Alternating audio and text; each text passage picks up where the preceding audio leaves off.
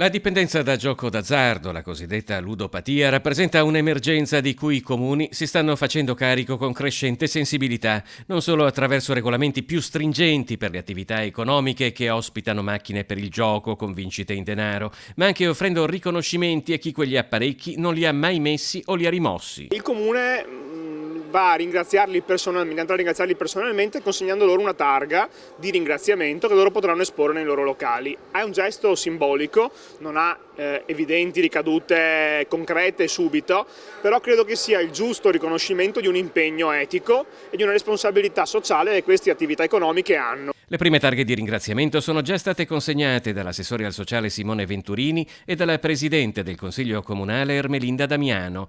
All'iniziativa possono aderire compilando un modulo online sul sito del comune, bar, osterie, ristoranti, pizzerie, tabaccherie e tutte le altre attività che, pur avendone la possibilità, hanno deciso di rinunciare agli apparecchi per il gioco.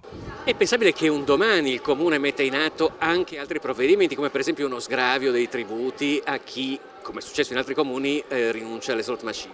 Come comune stiamo lavorando su 1000 fronti per incentivare le persone a non ricorrere alle slot machine. Un lavoro sull'utente, quindi sul cliente che può essere invogliato, ma anche un lavoro sugli esercizi commerciali. Questo è un primo passo, non escludiamo di rafforzare questa nostra iniziativa con altre analoghe.